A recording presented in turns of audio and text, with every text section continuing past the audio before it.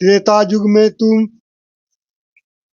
किष्किंधा का राजा सुग्रीव का भाई बाली था। मैं अयोध्या में रामचंद्र नाम से राजा दशरथ के घर जन्मा था। उस समय मैंने तेरे को विष की चोट की ओट की लेकर आड़ में धोखा करके लड़ाई में मारा था। अब तू मेरा एक काम कर, द्वारिका में जाकर बता दे कि सर्व यादव दुर्वासा के श्राप से आपस में लड़कर मर गए हैं। उस समय उपरांत द्वारिका की स्त्रियां की भीड़ लग गई, हाहाकार मच गया। पांडव श्री कृष्ण के रिश्तेदार थे, वे भी आ गए। श्री कृष्ण ने अर्जुन से कहा कि आ, आ, आप सब गोपियों यानी यादवों की स्त्रियों को अपने पास ले जाना। यहाँ कोई नर यादव नहीं बचा।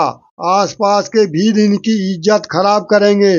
पांडवों से कहा कि तुम राज अपने पुत्र को देकर हिमालय में जाकर घोर तप करो और अपने युद्ध में किए पापों का नाश करो।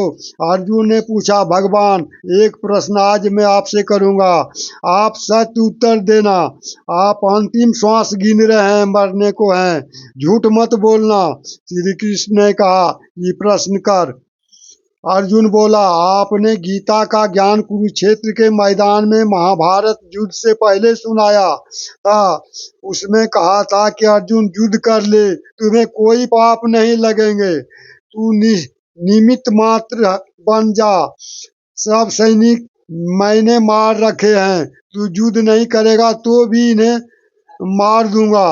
जब युधिष्ठिर को भयंकर स्वप्न आने लगी, आपसे कारण जाना तो आपने बताया कि युद्ध में किए बंधुघात के पाप के परिणाम स्वरूप कष्ट आया, समाधान जग करना बताया।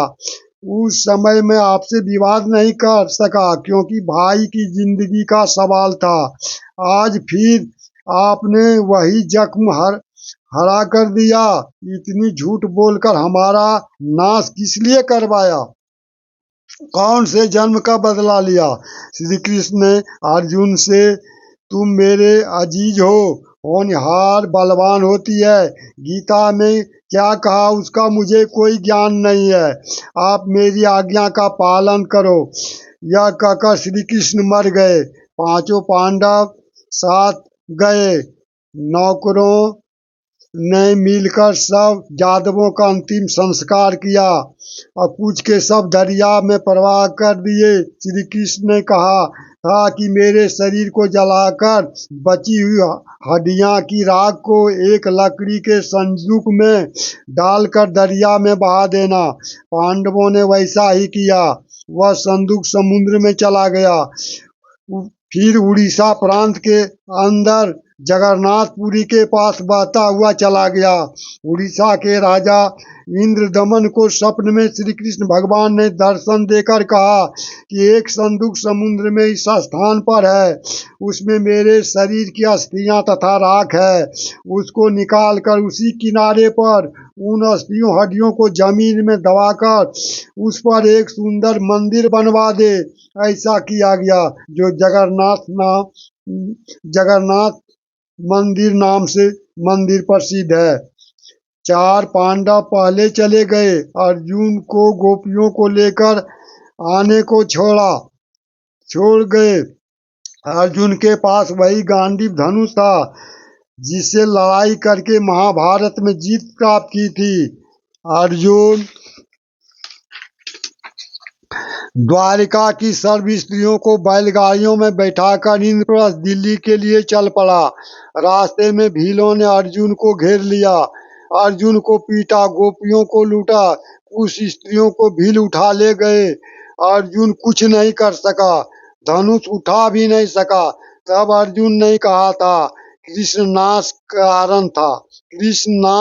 कारण था। युद्ध में पाप करवाने के लिए तो बल दे दिया, लाखों योद्धा इस गांडीव धनुष से मार गिराए, कोई मेरे सामने टिकने वाला नहीं था। आज वही अर्जुन है, वही धनुष है।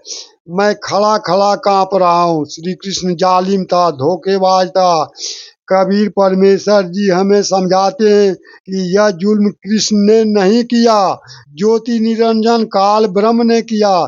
श्री कृष्ण का जीवन देख लो। श्री कृष्ण अपने कुल को मथुरा से लेकर जान बचाकर द्वारिका आया।